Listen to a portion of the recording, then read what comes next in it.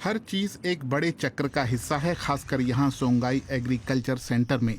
इसे करीब 40 साल पहले फादर गॉडफ्री इंजामुजो ने शुरू किया था।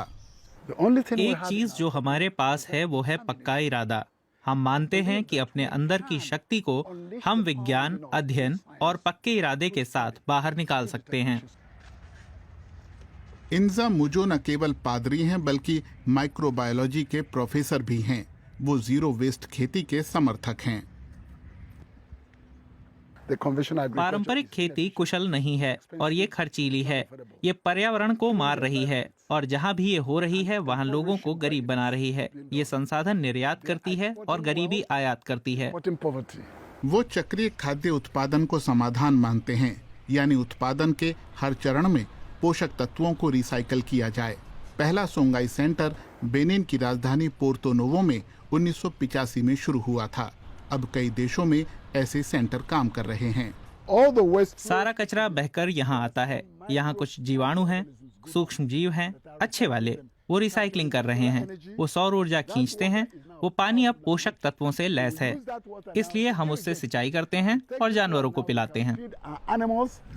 साफ किया गया पानी सोंगाई के कई मछली फार्मों में जाता है। यहाँ मछलियाँ जो चारा खाती हैं उसे यहीं पर फसलों के बचे हिस्से से बनाया गया है।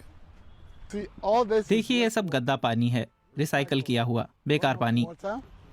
यहाँ एक बूंद भी बेकार नहीं जाती। मछली फार्मों से गुजरते हुए पानी में पोषक तत्वों से भरपूर मछलियों का मल मिल जाता है और उसका इस्तेमाल फिर सिंचाई में होता है। हम साल में 3 बार धान उगा सकते हैं, हर हेक्टेयर में 6 टन। सुअर के बाड़ों, मुर्गियों से निकला कूड़ा वगैरह इस्तेमाल करके ये चीजें तुरंत पोषक तत्वों में बदल जाती हैं। वो पोपा देखिए, पपीता देखिए, हम उनमें यही पानी डालते हैं। देखिए कितने भारी हैं।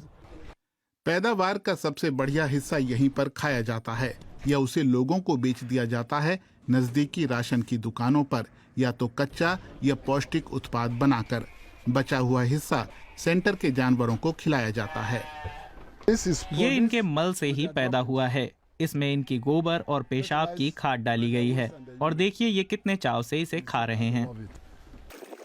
यहाँ तक कि मशीन चलाने में इस्तेमाल होने वाली बायोगैस भी इसी परिसर में बनाई जाती है। हम खाना बनाने, रोशनी और बिजली पैदा करने के लिए गैस इस्तेमाल करते हैं। तो यहाँ 3 तरह के उपयोग हैं। अगर हर समुदाय अपनी ऊर्जा खुद पैदा करे तो उनके विकास को गति मिल सकती है। क्लोज्ड लूप सिस्टम इकोलॉजिकल स्वर्ग जैसा मालूम होता है, लेकिन जमीन के एक टुकड़े की भी अपनी सीमाएं हैं। अगर सोंगाई अफ्रीकी खेती में बदलाव लाने के अपने मिशन को सफल बनाना चाहता है तो उसे सुनिश्चित करना होगा कि इन हरित तकनीकों का विस्तार हो। सोंगाई का मूल है लोगों को प्रशिक्षित करना। हमारे साथ ये युवा हैं जो 18 महीने तक यहाँ रहते हैं। हम औसतन हर साल करीब 400 युवाओं को ट्रेनिंग देते हैं। जैसे कि एंथनी अलारिबे, वो पड़ोसी देश नाइजीरिया से 6 महीने के कोर्स के लिए यहाँ आए हैं, जो पर्यावरणीय जीवों और फसल उत्पादन से जुड़ा है। क्योंकि मैं यहाँ हूँ तो मैं माली, गैबोन, सेनेगल और नाइजीरिया के दूसरे लोगों से मिला। हम यहाँ बहुत खास हुनर सीखते हैं। ये वैसा नहीं है जो हमें पहले पता था।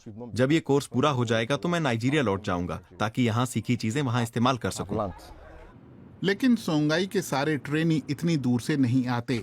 पास ही में एलियेजे जुस्सू को ताड़ के तेल का ये बागान अपने पिता से विरासत में मिला है। सोंगाई का ट्रेनिंग कार्यक्रम पूरा करने के बाद वो बागवानी को ज्यादा इको फ्रेंडली बना रहे हैं। ताड़ की खेती का उदाहरण लीजिए। हमारे माता पिता बड़ी मात्रा में रासायनिक खादों का इस्तेमाल करते थे, लेकिन ट्रेनिंग की मदद से अब हम अपने ताड़ के बागान में गोबर से बनी जैविक खाद इस्तेमाल करते हैं। इससे हम बेहतर और ज्यादा मात्रा में उत्पादन कर पा रहे हैं। ये गोबर जुस्सू के खरगोशों और 3000 से भी ज्यादा मुर्गियों से आता है और सोंगाई की तरह जुस्सू भी ये अपशिष्ट पदार्थ अपने बायोगैस सिस्टम में डालते हैं। अक्षय ऊर्जा भले ही हो, लेकिन बायोगैस आदर्श ईंधन नहीं है। मीथेन जलाने से वातावरण में ग्रीन हाउस गैसों का उत्सर्जन होता है। ये भी एक वजह है कि सेंटर अब सौर ऊर्जा को अपना रहा है। 150 से ज्यादा सौर पैनल अब तक लगाए जा चुके हैं और केवल छतों पर नहीं।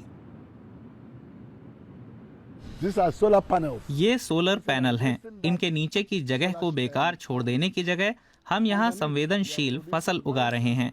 ये पैनल उन्हें छाया देते हैं, इसलिए हम इसे स्क्रीन हाउस कहते हैं। इन नई तकनीकों के बावजूद इंजा मुजो दिल से प्रकृति प्रेमी हैं। ये तो इंसान का पेशा है, कुदरत के साथ जुड़ने में मदद करता है। स्वाभाविक जुड़ाव तो प्रकृति या वास्तविकता का ही दूसरा नाम है। अगर आप प्रकृति की धुन पर नाचें तो वो आप पर मुस्कुराती है। यही बात इंजा मुजो को खुशी देती है।